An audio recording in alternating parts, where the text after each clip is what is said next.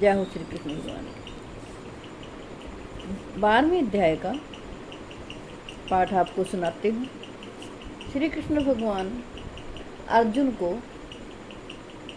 युद्धभूमि कुरुक्षेत्र में क्या कह रहे हैं, ये संस्कृत के गूढ़ श्लोकों का अर्थ हमें समझ नहीं आता, इसीलिए मैंने हिंदी में अनुवाद करके आपको बताया है। 12वें अध्याय में अर्जुन बोले, जो अनन्य प्रेमी भक्तजन पूर्वोक्त प्रकार से निरंतर आपके भजन ध्यान में लगे रहकर आप सगुण रूप परमेश्वर को और दूसरे जो केवल अविनाशी सच्चिदानंद घन निराकार ब्रह्म को ही अति श्रेष्ठ भाव से भजते हैं, उन दोनों प्रकार के उपासकों में अति उत्तम योगवेता कौन है। श्री कृष्ण भगवान बोले, मुझ में मन को एकाग्र करके निरंतर मेरे भजन ध्यान में लगे हुए जो भगत जन अतिशय श्रेष्ठ श्रद्धा से युक्त होकर मुझ सगुण रूप परमेश्वर को भजते हैं, वे मुझको योगियों में अति उत्तम योगी मान्य हैं।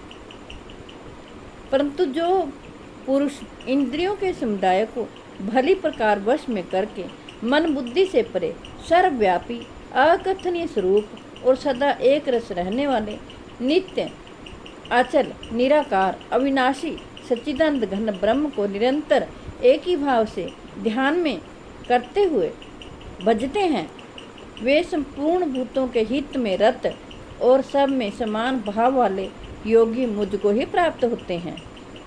उन सच्चिदानंद घन निराकार ब्रह्म में आसक्त निरंतर मुझ में मन वाले चित्त वाले पुरुषों के साधन में परिश्रम विशेष है, क्योंकि देहाभिमानियों के द्वारा अव्यक्त विषय गति दुख पूर्वक प्राप्त की जाती है।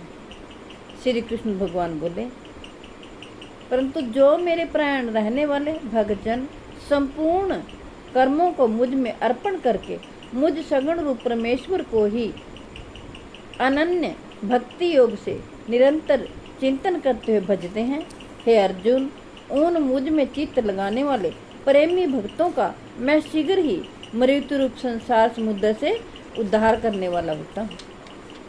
श्री कृष्ण भगवान बोले, मुझ में मन को लगा और मुझ में ही बुद्धि को लगा, इसके पश्चात तो मुझ में ही निवास करेगा, इसमें कुछ भी संशय नहीं है। प्रभु कहते हैं,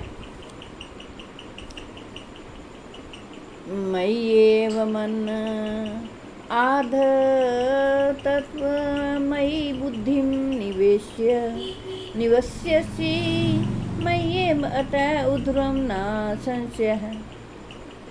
मुझ में मन को लगा और मुझ में ही बुद्धि को लगा, इसके उपरांत तो मुझ में ही निवास करेगा, इसमें कुछ भी संशय नहीं है। प्रभु कहते हैं, यदि तू मन को मुझ में अचल स्थापन करने के लिए भी समर्थ नहीं है, तो हे अर्जुन, अभ्यास रूप योग के द्वारा मुझको प्राप्त होने के लिए इच्छा कर। जय हो श्री कृष्ण।